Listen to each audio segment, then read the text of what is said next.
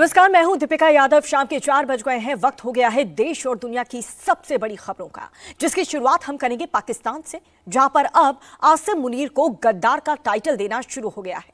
पाकिस्तान में कुछ ऐसा होने वाला है जो सेना के खिलाफ एक नई बगावत शुरू कर सकती है।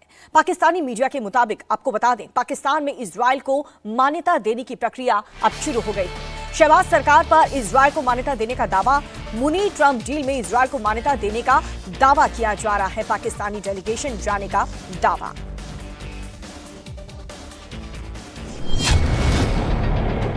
क्या इजरायल से ईरान बच गया और पाकिस्तान हार गया? इस वक्त पाकिस्तान और इसराइल के हवाले से बड़ी खबरें गर्म हैं और ये तफसीलात अब सामने आ रही हैं कि शायद पाकिस्तान ने इसराइल को तस्लीम करने के हवाले से ताकतवर मुल्कों को यकीन दहानी करवा दी है। क्या पाकिस्तान इजराइल को मान्यता देगा? अब्राहम अकॉर्ड में शामिल होगा? हम एक मरतबा फिर ये वाजे करना चाहते हैं, हुकूमत से बिल्कुल कहना चाहते हैं कि इस तरफ सोचें भी नहीं, और जो लॉबीज भी ये काम कर रही हैं उनकी हौसला शिकनी करें, और पाकिस्तान में कभी भी इसको कबूल नहीं किया जाएगा। क्या पाकिस्तान फिलिस्तीन को धोखा दे रहा है?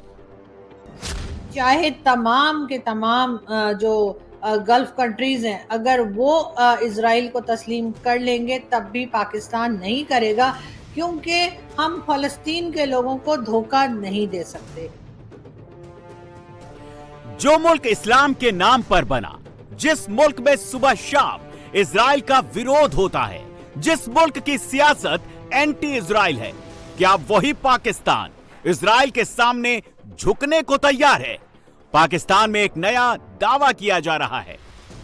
आसिम मुनीर ने ईरान को एक बार नहीं 2 बार धोखा दिया। पहले वो ईरान के खिलाफ अमेरिका के साथ खड़ा हुआ। अब मुनीर इजराइल को मान्यता देने की तैयारी कर रहे हैं।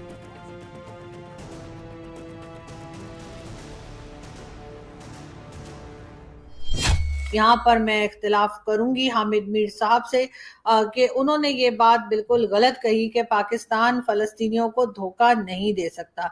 पाकिस्तान ने तो फलस्तीन को बहुत साल पहले ही धोखा दे दिया था। अगर आपको याद हो तो हमारे यहाँ के डिक्टेटर जनरल मोहम्मद ज़ियाउल हक, जी हाँ, ज़ियाउल हक ने जब जॉर्डन किंग के साथ मिलकर फलस्तीन में मदद की थी, फलस्तीन के लोगों को जान से मार देने की, तो उस वक्त आप लोगों का आपको धोखा याद नहीं रहा, या धोखा देते हुए आपको शर्म नहीं आई यहाँ के लोगों को कि उन्होंने कहा यह जाता है कि जॉर्डन किंग ने जितने फलस्तीन के लोगों को मारा उतने तो शायद इजराइल 20 साल में भी ना मार सके। और ये बात जो है ये हमेशा हमारे हिस्ट्री में रहेगी कि हमारे यहाँ के डिक्टेटर ज़ियाउल हक, जनरल मोहम्मद ज़ियाउल हक, जिसने 11 साल पाकिस्तान में हुकूमत की, कह के तो ये आए थे कि जी 90 डेज में इलेक्शंस करवाएंगे, लेकिन उसके बाद 11 साल किस तरीके से वो यहाँ पर कब्जा ग्रुप की तरह बैठे रहे, और उसके बाद जो कुछ हुआ वो सबके सामने है। पाकिस्तान पर अब्राहम अकॉर्ड मानने का जबरदस्त दबाव है। पाकिस्तान अमेरिका की डील अब्राहम अकॉर्ड पर टिकी हुई है। पहले यह समझ लीजिए कि अब्राहम अकॉर्ड है क्या। अब्राहम अकॉर्ड समझौता के तहत ही इजराइल का यूएई समेत कई अरब देशों के साथ रिश्ता सामान्य हुआ है। सितंबर 2020 को व्हाइट हाउस में इजराइल, बहरीन और यूएई ने अब्राहम अकॉर्ड पर साइन किया। बाद में मोरक्को और सूडान ने भी इजराइल को मान्यता दी। ट्रंप अब सऊदी अरब समेत दूसरे मुस्लिम देशों को भी अब्राहम अकॉर्ड में शामिल होने के लिए तैयार कर रहे हैं। यही वजह है कि आज तक मुनीर ने नहीं बताया कि बंद कमरे में ट्रंप के साथ मुलाकात में आखिर क्या डील हुई थी। एक मरतबा फिर इब्राहिम अकॉर्ड के हवाले से बहुत सी बातें आगे बढ़ रही हैं, और कुछ अरब ममालिक तो पीछे जा रहे हैं अमेरिका के आगे, और पाकिस्तान पे भी एक मरतबा फिर दबाव डाला जाएगा। इंडोनेशिया, मलेशिया, पाकिस्तान, और यह कोशिश की जाएगी कि यहां एक ऐसी लॉबी एक मरतबा फिर ये गुफ्तगू करना शुरू कर दे कि भाई अगर हमास खत्म हो जाए तो इससे क्या फर्क पड़ता है, और अगर इस अकॉर्ड में हम आ जाएंगे तो हमारी मईशत बेहतर हो जाएगी। हम एक मरतबा फिर ये वाजे करना चाहते हैं, हुकूमत से बिल्कुल कहना चाहते हैं कि इस तरफ सोचें भी नहीं, और जो लॉबीज भी ये काम कर रही हैं उनकी हौसला शिकनी करें, और पाकिस्तान में कभी भी इसको कबूल नहीं किया जाएगा। कम से कम मैं अपनी पार्टी की तरफ से यह कहता हूं कि अगर कोई कश्मीर या फलस्तीन का सौदेबाजी करेगा या इसराइल को तस्लीम करने या इब्राहिम एकॉर्ड को डायरेक्टली या इनडायरेक्टली फेवर करने की बात करेगा, जमात इस्लामी अवामी सतह पर उसकी मुजाहिमत करेगी और ऐसी मुजाहिमत करेगी कि इनको पता चल जाएगा। कोई भी हो और कितना भी ताकतवर हो, इस पर कोई सोचे भी नहीं। ऐसा पहली बार नहीं है जब पाकिस्तान फिलिस्तीन को धोखा देगा। जब इमरान खान पाकिस्तान के वजीर आजम हुआ करते थे, तब बाजवा के कहने पर पाकिस्तान का एक और डेलीगेशन चुपचाप इजराइल पहुंचा था और अब मुनीर ने पाकिस्तान पर कब्जा कर लिया है तो दूसरा डेलीगेशन इजराइल जा रहा है। नाज़रीन, पाकिस्तान इसराइल को तस्लीम करने जा रहा है और बराह रास्त ये इसके लिए मैदान बनाना शुरू कर दिया है। अंडरग्राउंड तो वैसे भी बहुत सारे ऐसे सबूत हैं कि पाकिस्तान इसराइल के साथ ताल्लुकात बहुत हद तक इस्तार कर चुका है, लेकिन अमली तौर पे, ऐलानिया तौर पे अभी तक ऐसा मुमकिन नहीं हो सका। पाकिस्तान की एक सहाफ़ती कम्युनिटी ने इसराइल का विज़िट किया और इस पर कोई सख्त एक्शन ना लेना इस बात का सबूत है। पाकिस्तान की मजहबी जमातों के डर की वजह से और उनके खौफ की वजह से, जैसे कि तहरीक-ए-लब्बैक पाकिस्तान सरफ़हरिस्त है, जमात इस्लामी है, इसके अलावा मौलाना फजलुर रहमान एक बहुत बड़ा उनके आगे एक तूफ़ान बन के खड़े हुए हैं इस मामले में। अब वो भी यहाँ पे नरम होते दिखा। इब्राहिम मुआहिदी पर उनका कोई जो रद्द अमल सामने नहीं आया। जिस मुल्क के पासपोर्ट पर इजराइल जाना मना है, वहां के लोग इजराइल पहुंच कैसे जाते हैं? पाकिस्तानी पासपोर्ट के साथ इजराइल की यात्रा मना है। इजरायली पासपोर्ट को पाकिस्तान मान्यता नहीं देता, यानी कोई भी इजरायली पाकिस्तान नहीं आ सकता। लेकिन पाकिस्तान पैसों के लिए अपना ईमान कभी भी बेच सकता है और इस बार भी ऐसा ही हो रहा है। इस वक्त अक़वाम मुत्तहिदा के पाकिस्तान और सऊदी अरब समेत 28 रुकन मुल्क ऐसे हैं जो इसराइल को तस्लीम नहीं करते। इन ममालिक में 15 तो अरब लीग का हिस्सा हैं, 10 गैर अरब मगर मुसलमान हैं। शिमाली कोरिया समेत ऐसे 3 गैर मुस्लिम मुल्क भी हैं जो इसराइल को तस्लीम नहीं करते, मगर उनकी वजूहात सफारती नोयत की हैं, मजहबी नहीं। अगर सऊदी अरब अब्राहम अकॉर्ड का हिस्सा बनता है तो इसका मतलब है कि अरब लीग के बेशतर मुल्कों के अलावा पाकिस्तान और बांग्लादेश पर भी इसराइल को तस्लीम करने के लिए दबाव बढ़ जाएगा। पाकिस्तान में जब भी तख्ता पलट होता है, उसके पीछे बहुत बड़ा मकसद होता है। जब मुशर्रफ ने तख्ता पलट किया था तो अमेरिका को अफगानिस्तान में तालिबान में जंग लड़नी पड़ी थी। इस बार ट्रंप इजराइल को किसी भी कीमत पर इस्लामी देशों से मान्यता दिलाना चाहते हैं और पाकिस्तान में आसिम मुनीर ने ट्रंप की लाइन को ही आगे बढ़ाना शुरू कर दिया है। अभी जो इसराइल की बातें सारी हो रही हैं, ये वही तरीका हो रहा है। ये स्लोली आप लोगों को दिमागी तौर के ऊपर तैयार कर रहे हैं पिछले कम से कम 5 साल से। इमरान खान के दौर से इमरान खान सीवियरली रेजिस्ट कर रहा था। This is one of the reasons कि उसको नीचे उतारा गया। और उसके बाद अभी जब ये हुकूमत, आप सोचो, एक बात सोचो, इतनी ज्यादा गैर मौसर किस्म की और इतनी ज्यादा कम पॉपुलर जमात जो है वो कोशिश कर रही है क्या कि इजराइल के बारे में लोगों को सॉफ्ट किया जाए। इसका क्या मतलब बनता है? इसका मतलब बनता है कि इनके ऊपर बहुत ज्यादा प्रेशर है, स्पेशली ट्रंप का फील्ड मार्शल साहब के ऊपर बेतहाशा प्रेशर आया, जिसके बाद अब ये दोबारा कटा खोल रहा है। और ये कटा इसलिए खोल रहे हैं कि ये स्लोली एक एक करके गिरा खोलेंगे और एंड पे जब कटा खुले तो वो जो रीच है, अवाम का रीच है, इनके ऊपर ना चढ़ दौड़े। क्योंकि आप सोचो, पूरे पाकिस्तान के 70, ये भी वैसे सही फंसे, अल्लाह ताला ने सही फंसाया इनको। 70-75 साल की तारीख में पाकिस्तान की सारा नैरेटिव ये रहा कि यार इसराइल को नहीं तस्लीम करना। उसके ऊपर मुल्ले मुलवंडे जितने बहुत सारे 2 नंबर किस्म के लिबरल्स भी हैं, हमेशा लोग इनके साथ जितने काम करने वाले लोग हैं वो सारे इस चीजों के खिलाफ रहे। अब उनको समझ नहीं आ रही कहां जाएं, किधर जाएं। पाकिस्तान सरकार में शामिल मंत्री धीरे धीरे अपने स्टैंड क्लियर कर रहे हैं। हमेशा से सऊदी अरब को फॉलो करने वाले पाकिस्तान के हुक्मरानों को लगता है कि अगर सऊदी अब्राहम अकॉर्ड में शामिल होता है तो पाकिस्तान की आवाम को भी सऊदी के बहाने तैयार कर लिया जाएगा। हालांकि पाकिस्तान की आम जनता इसके लिए तैयार नहीं है, लेकिन पैसों की लालच में पाकिस्तान अपनी आवाम को भी धोखा देने के लिए तैयार है। इस वक्त बज़ाहिर जो माहौल बनता दिखाई देता है मुस्लिम उम्मा के अंदर वो यही है कि अगर सऊदी अरब और यूएई समेत जो दीगर ताकतवर मुस्लिम ममालिक हैं जो माली तौर पर पाकिस्तान से बहुत ज़्यादा तगड़े हैं, अगर वो इसराइल को तस्लीम करने के हवाले से फैसला कर लेते हैं तो फिर उनकी देखा देखी पाकिस्तान भी इसराइल को तस्लीम कर सकता है। इस हवाले से ख्वाजा आसिफ साहब का बयान मौजूद है, राना सनाउल्लाह साहब का बयान मौजूद है, दीगर हुकूमती शख्सियात के बयानात मौजूद हैं। राना सनाउल्लाह साहब ने तो यहाँ तक कह दिया कि अगर सऊदी अरब और दीगर ममालिक इसराइल को तस्लीम करते हैं तो पाकिस्तान, ईरान और दीगर ममालिक को आपस में अपने मफादात को देखते हुए इस पर मुतफिका तौर पर फैसला करना चाहिए। अब इसराइल को तस्लीम करने के हवाले से क्या पाकिस्तान ने अमेरिका या दीगर ममालिक को यकीन दहानी करवा दी है?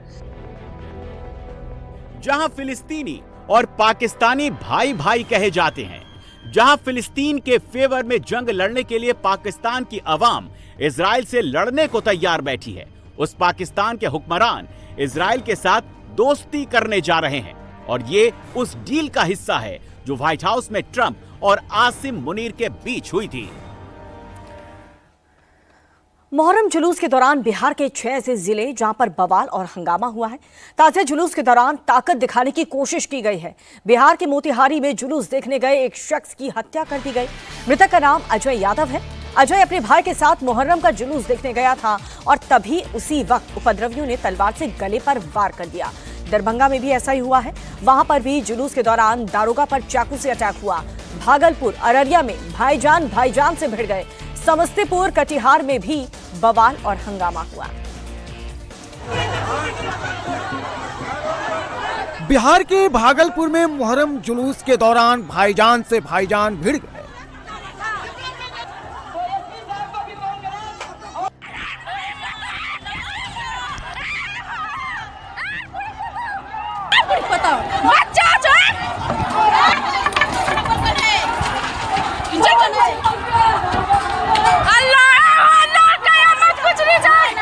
अररिया में भी ताजिया जुलूस के दौरान भाईजान ने भाईजान पर हमला कर दिया।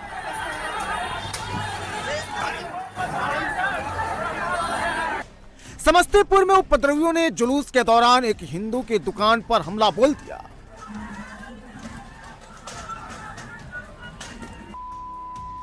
वो जबरदस्ती निकाल के सारा फेंक दिए रोड पे। शटर पे खूब पीट पाट किए हैं, शीशा उसा भी तोड़फाड़ कर दिए हैं। पुलिस प्रशासन को कॉल किया, जब सारा घटना घट गया उसके बाद पुलिस प्रशासन आई है। कटिहार में मुहर्रम जुलूस के दौरान उपद्रवियों ने महावीर मंदिर को निशाना बनाया।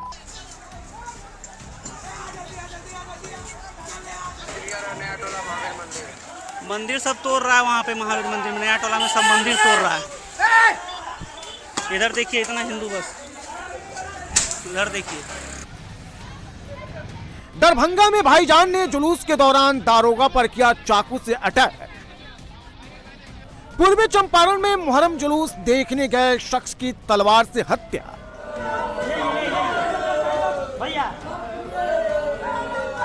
ये तस्वीर बिहार के पूर्वी चंपारण जिले के मोतिहारी की है, जहां मुहर्रम जुलूस के दौरान दो समुदायों के बीच झड़प हो गई।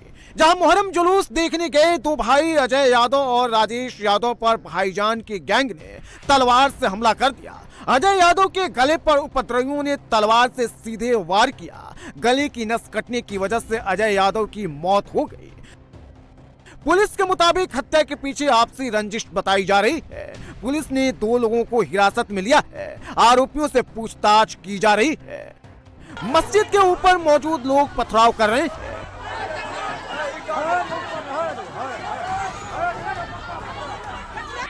नीचे से मस्जिद के ऊपर कुछ लोग पत्थर फेंक रहे हैं। एक पक्ष दूसरे पक्ष पर टूट पड़ा है। ईंट पत्थरों की बारिश हो रही है। लाठी, डंडे, धारदार हथियार लेकर लोग एक दूसरे पर हमला कर रहे हैं। मारपीट का ये वीडियो भागलपुर के नवगछिया का है, जहां मुहर्रम जुलूस निकालने को लेकर मुस्लिम समुदाय का दो गुट आपस में भिड़ गया।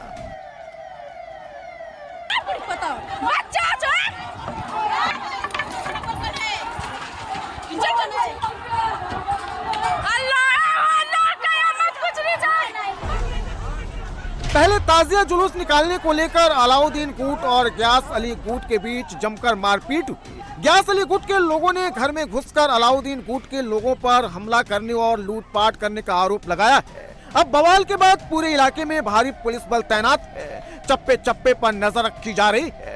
पुलिस माहौल खराब करने वालों की तलाश में जुट गई है।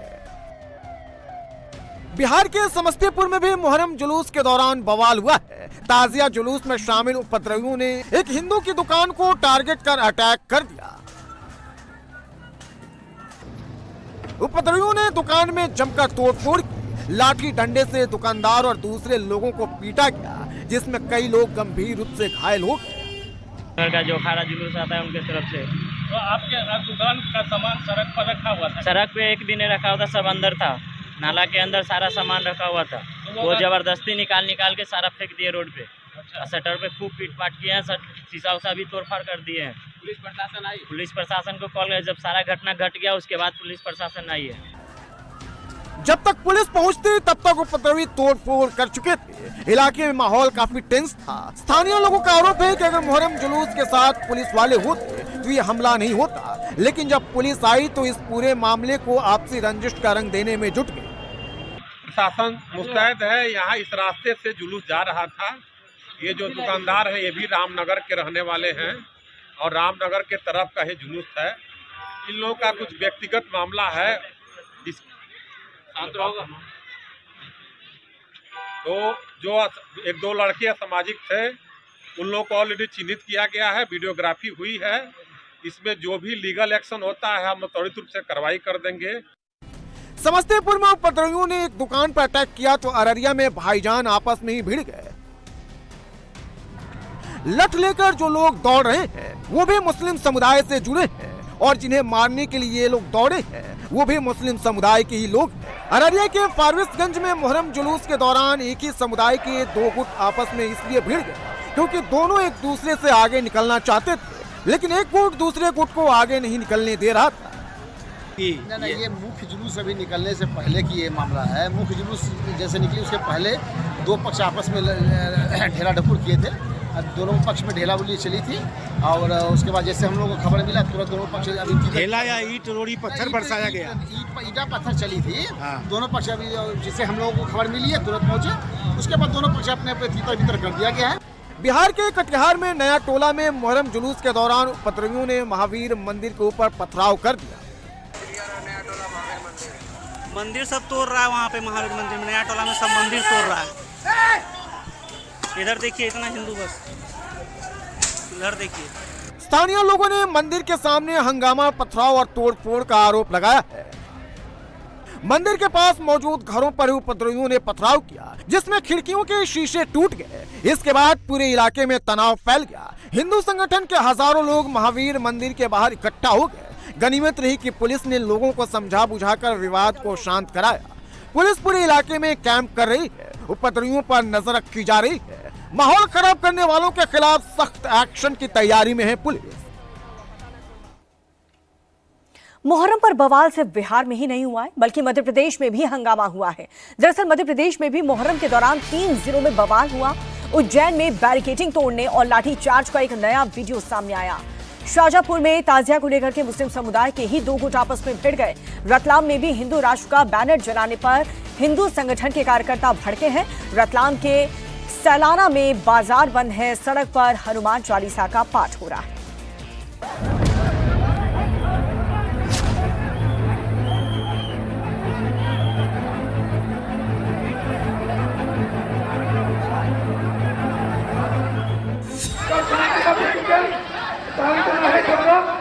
कोई भी कानून अपना हाथ में बना फालतू की छोटी मोटी बातों में सब काम कराए, अपनी जगह पर खड़े रहे चुपचाप। मुहर्रम जुलूस के दौरान हंगामा बवाल का यह वीडियो मध्य प्रदेश के शाजापुर का है। मुहर्रम जुलूस के दौरान यह बवाल दो समुदायों के बीच नहीं हुआ है बल्कि मुस्लिम समुदाय के ही दो गुट आपस में भिड़ गए हैं। शाजापुर के दुलदुल साहब का जुलूस जैसे ही आजाद चौक पर पहुंचा वहां पहले से मौजूद दूसरे ताजिया ग्रुप के साथ बवाल हो गया। दोनों पक्ष आमने सामने आ गए।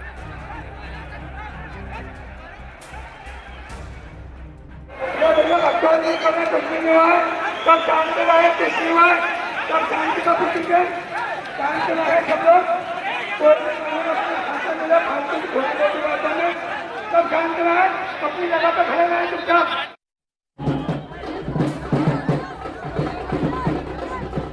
आजाद चौक पर ताजिया का खेल दिखाने के लिए दो ग्रुप भिड़ गए। दोनों गुट के लोग आमने सामने आ गए, धक्का मुक्की होने लगी। माहौल खराब होता देख पुलिस तुरंत एक्शन में आ गई और लाठी चार्ज कर माहौल को शांत कराया गया।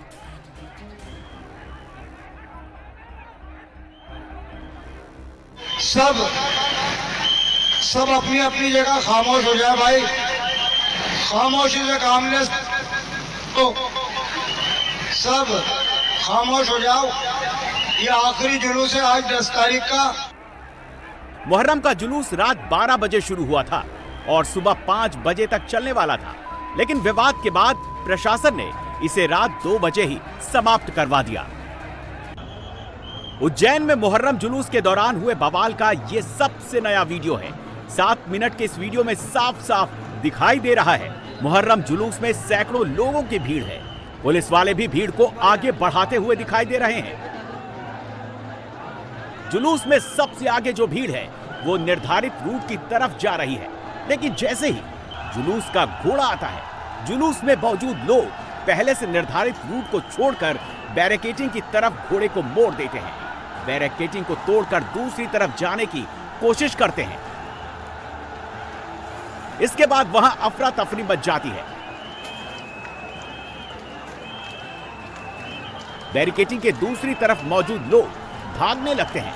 आनन फानन में पुलिस भी एक्शन में आ जाती है और तुरंत लाठी चार्ज कर भीड़ को खदेड़ देती है।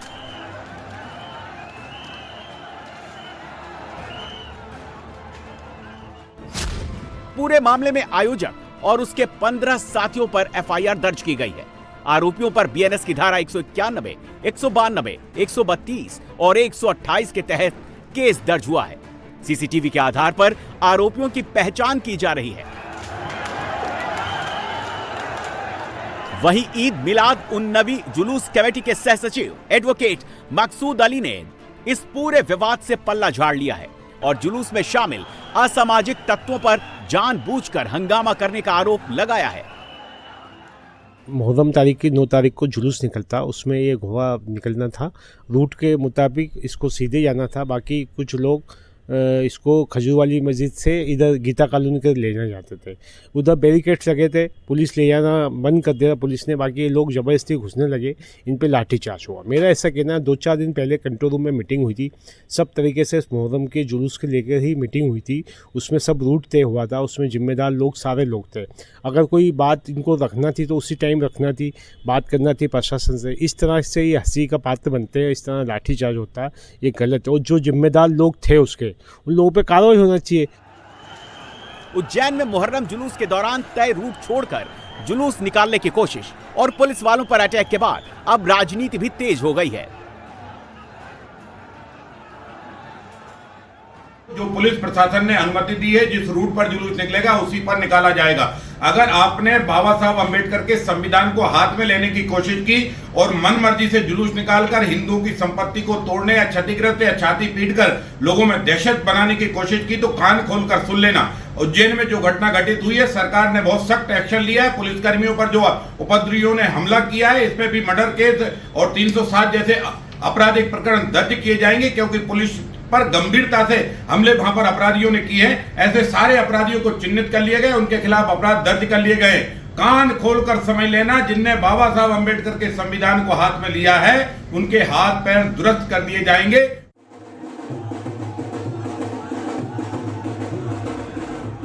बवाल तो रतलाम में भी हुआ है। रतलाम में मुहर्रम जुलूस के दौरान हिंदू राष्ट्र का बैनर जलाने पर हिंदू संगठन के लोगों का गुस्सा फूट पड़ा है।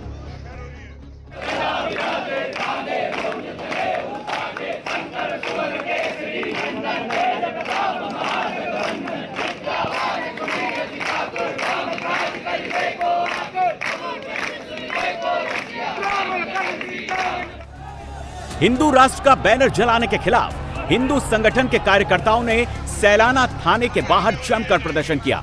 सैलाना बाजार को बंद कर दिया गया। हिंदू राष्ट्र का बैनर जलाने के खिलाफ सड़क पर बैठकर हनुमान चालीसा पढ़ा गया।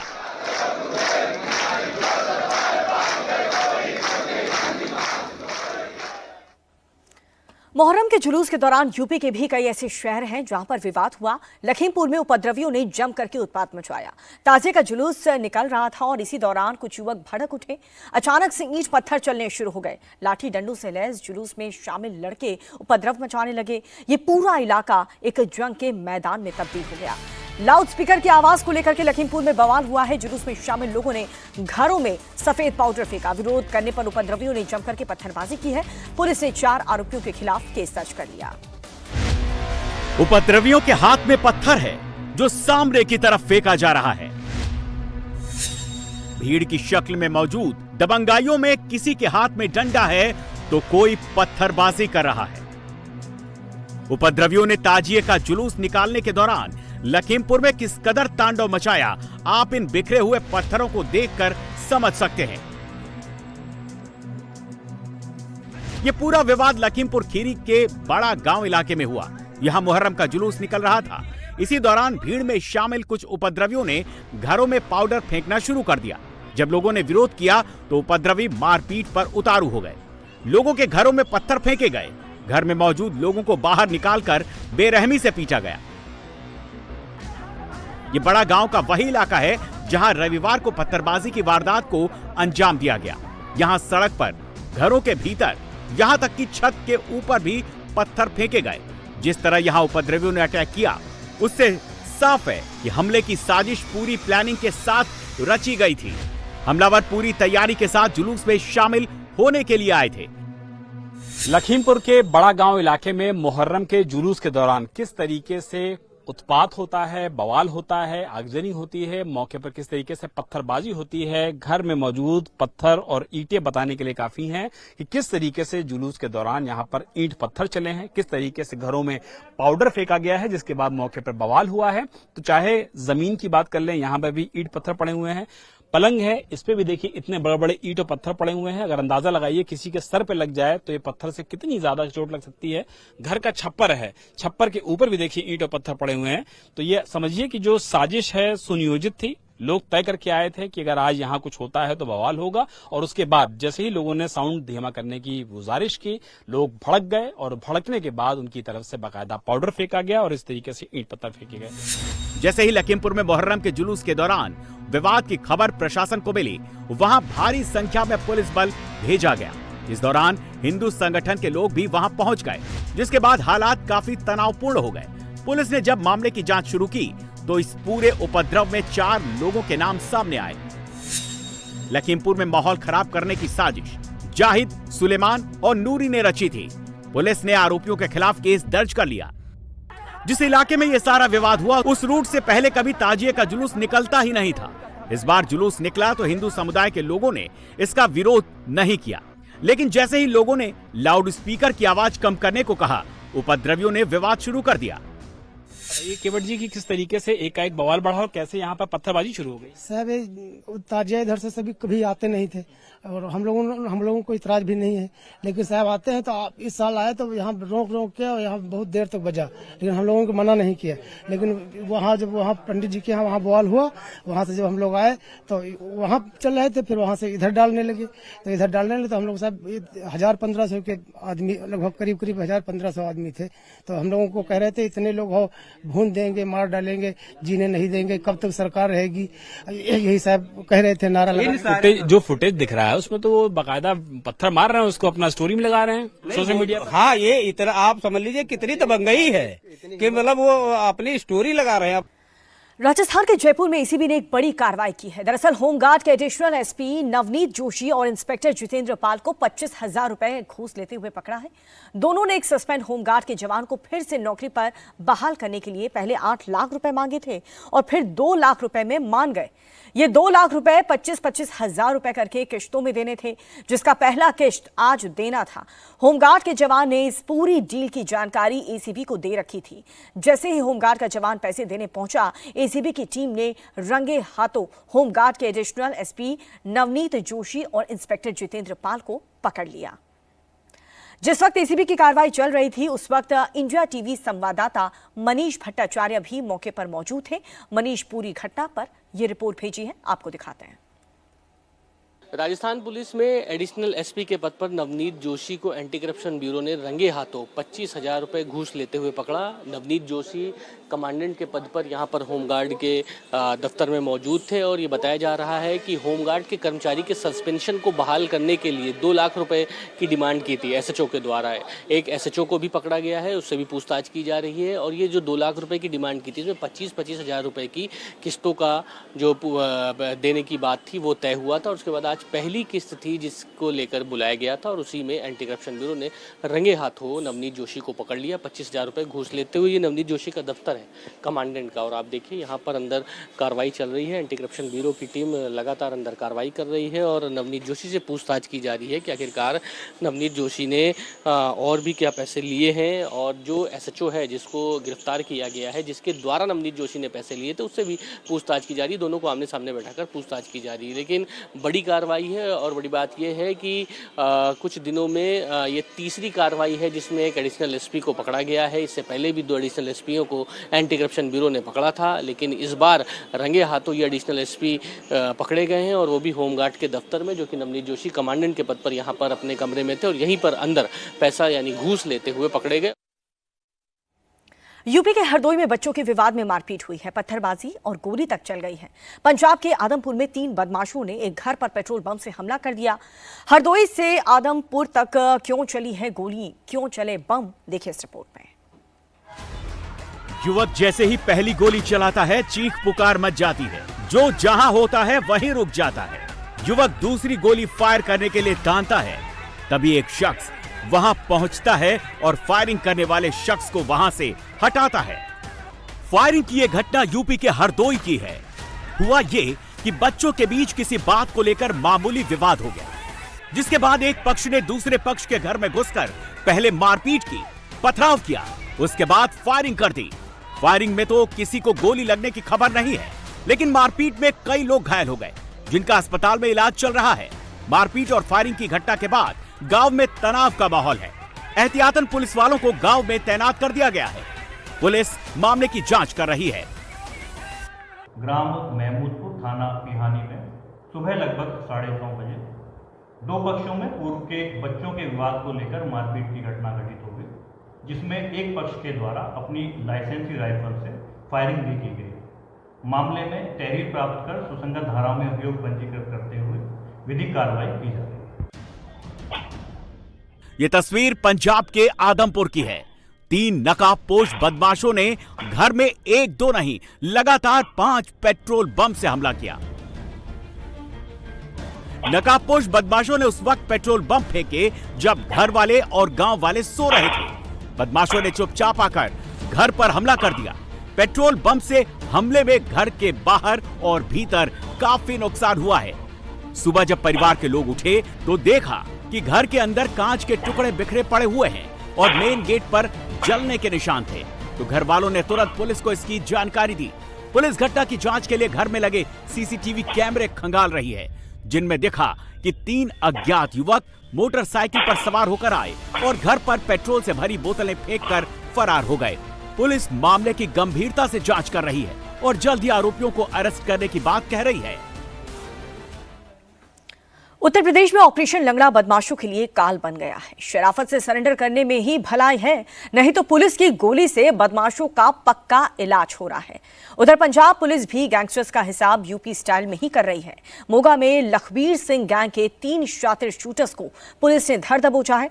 आपको बदमाशों का हश्र तस्वीरों के जरिए दिखाएंगे, लेकिन उससे पहले इस वक्त की बड़ी खबर आपको बताएं, जहां पर ऑपरेशन लंगड़ा के तहत यूपी में ताबड़तोड़ एक्शन जारी है, जिसमें गाजियाबाद, देवरिया, प्रयागराज में 6 बदमाश अरेस्ट कर लिए गए हैं। पंजाब के मोगा में पुलिस और एजीटीएफ का operation Canada based Lakhbir Singh gang के 3 शूटर्स गिरफ्तार कर लिए गए हैं।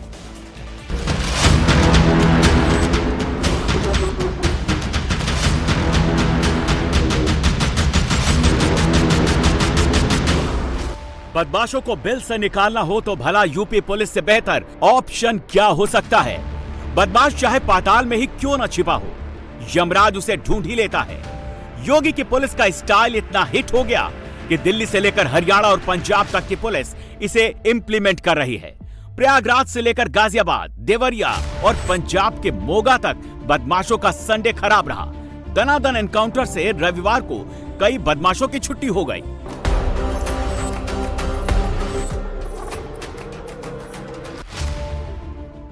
इनसे मिलिए, इनका नाम दिलशाद है और दूसरे का मुरसलीन। फुदुक फुदुक कर मुश्किल से एक एक कदम बढ़ा पा रहे हैं। दोनों गौ तस्कर हैं। पुलिस को चकमा देने में इनका कोई सानी नहीं था, मगर कहते हैं ना, यूपी पुलिस से कब तक बचोगे। इन दोनों का भी यही हाल हुआ। गाजियाबाद के लोरी इलाके में इनकी लोकेशन मिली तो पुलिस टीम एक्टिव हो गई। दोनों ने वही गलती की जो अक्सर बदमाश ऐसे मौके पर करते हैं। पुलिस पर फायर झोंका तो जवाब गोली से मिला और दोनों अपने पैरों पर खड़े होने के काबिल भी नहीं बचे। पुलिस को अपनी तरफ आता देखकर इन्होंने जान से मारने की नीयत से पुलिस पर फायरिंग कर दी, जिसमें आत्मरक्षार्थ पुलिस द्वारा जवाबी फायरिंग की गई, जिससे इन दोनों अभियुक्तगणों के पैरों में गोली लगी है। इन्हें उपचार हेतु अस्पताल भेजा गया है। हिरासत में लेकर पूछताछ करने पर इन्होंने अपना नाम मुरसलीन निवासी लोनी एवं दिलशाद निवासी अशोक विहार लोनी बताया। आपराधिक इतिहास खंगाले पता चला कि इनके ऊपर हत्या, गोकसी एवं आयुध अधिनियम तथा एनडीपीएस जैसे जघन्य अपराधों के कई अभियोग पंजीकृत हैं। अस्पताल के बेड पर लेटा ये कोई मामूली युवक नहीं, जैसा नाम वैसा काम। ये कमरुद्दीन उर्फ तालिबान है। देवरिया का ये छटा हुआ बदमाश कई दिनों से फरार था। 27-28 जून की दरमियानी रात को इसने एक स्कूल प्रबंधक की गोली मारकर हत्या कर दी, जिसके बाद यह पुलिस के साथ लगातार आंख मिचौली खेल रहा था। लेकिन रविवार रात पुलिस ने इसे दबोच लिया। तालिबान नाम का यह बदमाश दारोगा की पिस्टल छीनकर भाग रहा था। कमरुद्दीन उर्फ तालिबान, उम्र 23 वर्ष, पुत्र रमजान, वांछित चल रहा था। कल विगत रात्रि को उसको मुखबिर की सूचना पर नियमानुसार स्थानीय पुलिस ने उसे गिरफ्तार किया था और जब उसे आला कत्ल बरामदगी के लिए ले जाया जा रहा था पटखौली, वहां पर उसने दारोगा की पिस्टल छीन करके भागने का प्रयास किया। प्रयागराज में तो पुलिस ने एक स्टेप आगे जाकर बदमाशों को सबक सिखाया। शातिर शाकिर कभी पुलिस के हाथ से फिसल जाता था, लेकिन आज इसके दोनों पैर हवा में हैं और ये पुलिस वालों के कंधों से टंगा है। मगर इसकी लाचारी पर मत जाइए। लूट और छिनतई का ये मास्टर है, लेकिन करैली इलाके में पुलिस के हत्थे चढ़ गया। आदतन इसने भी पुलिस पर गोली चलाई तो पुलिस भला कैसे पीछे रहती। ऐसा दागा कि पुलिस के कंधों से टंग गया। उसके दो साथी भी पुलिस ने धर लिए हैं। चेकिंग बैरियर तोड़कर भागे। इसके बाद डाउट होने पर जब हमारी पुलिस टीम ने इनका पीछा किया, इन्हें रोकने की कोशिश करी, तो इनके द्वारा पुलिस टीम पर फायर किया गया। इसके आत्मरक्षार्थ जवाबी कार्रवाई में जब पुलिस टीम ने इन पर फायर की, इसमें एक बदमाश को गोली लगी है, घायल हुआ है और 2 बदमाश पकड़े गए हैं। पंजाब में भी यूपी स्टाइल हिट हो गया है। लगातार बढ़ती गैंगवार की वारदातें पंजाब पुलिस के लिए बड़ी चुनौती है। ऐसे में पुलिस भी समझ गई कि यूपी स्टाइल ही बदमाशों का सही इलाज है। इसका ट्रेलर रविवार शाम को मोगा में देखने को मिला, जब कनाडा में बैठा गैंगस्टर लखबीर सिंह के 3 गुर्गे धर लिए गए। पुलिस की एक्टिविटी और क्राइम सीन को देखकर समझा जा सकता है यहाँ कुछ बड़ा हुआ है। मोगा पुलिस और एंटी गैंगस्टर टास्क फोर्स को बड़ी कामयाबी हाथ लगी है। लखबीर गैंग के 3 शूटर्स गुरनाल, खुशप्रीत और गुरमदीप किसी वारदात को अंजाम देने के इरादे से घूम रहे थे। इन तीनों ने 4 जुलाई को कोटी सेखा इलाके में एक डॉक्टर को गोली मार दी थी। पुलिस इनकी तलाश में जुटी हुई थी। तभी भैनी गांव में इनकी लोकेशन का पता चला, जिसके बाद मोगा पुलिस और एजीटीएफ ने घेराबंदी कर इन्हें दबोच लिया। गाजियाबाद की एक बहू की करतूत कैमरे में कैद हुई है। इस इंजीनियर बहू ने बुजुर्ग सास की इतनी बेरहमी से पिटाई की, जिसे देख करके आप भी सहम उठेंगे। पूरे वाकया में आरोपी बहू की मां भी शामिल है, जो सास की पिटाई का वीडियो बनाती रही। इस पूरे मामले में पुलिस का रवैया भी अब सवालों के घेरे में आ चुका है। आपको बहू की शर्मनाक करतूत दिखाएंगे, लेकिन उससे पहले बड़ी खबर, गाजियाबाद में सास को पीटने वाली बहू पर एफआईआर दर्ज कर ली गई है। बुजुर्ग सास की पिटाई का वीडियो भी वायरल हुआ था। जहां पर सॉफ्टवेयर इंजीनियर बहू ने सास की बुरी तरह से पिटाई की थी। कविनगर थाने में केस दर्ज हुआ। आरोपी बहू की तलाश की जा रही है। पिटाई के दौरान आरोपी बहू की जो मां है वो भी मौजूद थी और इस पूरी घटना का वीडियो बना रही थी। रेड जीन्स पहनी इस महिला का तारुफ आपसे करवाएं। पहले इसकी करतूत देख लीजिए। तस्वीरें काफी कुछ बयां करती हैं। पहले तीनों किरदारों से मिलिए, फिर पूरी कहानी बताएंगे। रेड जीन्स और ग्रीन टी शर्ट पे जो महिला सबसे ज्यादा आक्रामक है उसका नाम है आकांक्षा। जिस बुजुर्ग महिला को वो पीट रही है, बाल पकड़कर घसीट रही है, गालियां दे रही है, वो आकांक्षा की सास सुदेश है। अब पूरा सीक्वेंस समझिए। सीसीटीवी की तस्वीरें गाजियाबाद के कविनगर की हैं। बहू आकांक्षा पेशे से सॉफ्टवेयर इंजीनियर है। हरकतें देखकर इसकी आक्रामकता का अंदाजा लगाया जा सकता है। वाकया 1 जुलाई का है। इंजीनियर बहू अपनी मां को लेकर सास के घर पहुंची। पहले बहस करती है। इस दौरान आकांक्षा की मां वीडियो बना रही होती है। तारीख 1 जुलाई 2025 सुबह के 10:07 आकांक्षा अपनी सास के फ्लैट में अपनी मां को लेकर पहुंचती है। हाव भाव से आप इसके इरादों का अंदाजा लगा सकते हैं। आकांक्षा पहले अपनी सास से बहस करती है। उसकी सास सुदेश बुजुर्ग है, लिहाजा वो रेलिंग पकड़कर सीढ़ी पर बैठ जाती है। इस दौरान आकांक्षा की मां वीडियो बना रही होती है। पीड़ित सास ने वीडियो बनाने से मना किया तो आकांक्षा अपनी सास पर थप्पड़ों की बरसात करने लगती है। इंजीनियर बहू का मन इतने से नहीं भरा। सास की पिटाई तबीयत से करने का मन था, लिहाजा पहले उसने अपना बैग सीढ़ी के नीचे रखा, दोनों हाथ फ्री किए, फिर पिटाई का नया चैप्टर शुरू कर दिया। इस बीच पीड़ित सास सुदेश फ्लैट के गेट पर आकर खड़ी हो जाती है। आकांक्षा नए सिरे से उनकी पिटाई करने लगती है। बाल खींचती है, हाथ खींचती है, जमीन पर पटक देती है। पूरी ताकत से बुजुर्ग सास की पिटाई करने लगती है। बुरी तरह से पीटने के बाद सास को घसीटकर वो सीढ़ियों से नीचे ले जाना चाहती है। इंजीनियर बहू की करतूत सीसीटीवी में कैद हो गई। पीड़ित सास अपने पति के साथ थाने के चक्कर लगाती है, लेकिन पुलिस टाल मटोल करती है। बताया जा रहा है आकांक्षा के पिता दिल्ली पुलिस में दारोगा है, इसीलिए वो अपने सास ससुर और पति अंतरिक्ष को धमकाती रहती है। वीडियो जब वायरल हुआ तो गाजियाबाद पुलिस एक्शन में आ गई और 6 जुलाई को केस दर्ज किया, लेकिन गिरफ्तारी अब तक एक भी नहीं हुई है। सोशल मीडिया पर एक वीडियो वायरल हुआ जिसमें 2 महिलाएं एक महिला को पीट रही थी, जिसका जानकारी की गई तो ये थाना कविनगर क्षेत्र का मामला पाया गया, जिसमें कि वो पीटने वाली महिलाएं माँ बेटी हैं जो कि उस सास को पीट रही थी। प्रकरण संज्ञान में आने पर तहरीर प्राप्त कर अभियोग पंजीकृत कर लिया गया है और बाकी आगे की वैधानिक कार्रवाई की जा रही है। इंजीनियर बहू की करतूत जिसने भी देखी वो सन्न रह गया। सास की इतनी बेरहमी से पिटाई और पुलिस का लापरवाह रवैया। जब तक वीडियो वायरल नहीं हुआ तब तक पुलिस ने इस मामले को सीरियसली लिया ही नहीं। फिलहाल मामला तो दर्ज हो गया है, लेकिन आरोपी बहू और उसकी मां पुलिस की पकड़ से बाहर हैं। उत्तर प्रदेश की राजधानी लखनऊ में आम महोत्सव का आयोजन किया गया था। महोत्सव के आखिरी दिन हजारों लोग पहुंचे थे, लेकिन जैसे ही आम महोत्सव के समापन की घोषणा हुई वहां पर अफरा तफरी मच गई। आम तो आम यहां पर डिस्प्ले तक गायब हो गए हैं। आम महोत्सव में मौजूद 800 वैरायटी के आम को लोगों ने लूट लिया। प्रदर्शनी लूट का मैदान बन गई। महिलाएं, बच्चे या बुजुर्ग कोई पीछे नहीं है। झोला, पॉलिथीन, गमछा, जिसको जो मिला उसमें आम भरकर भाग रहा है।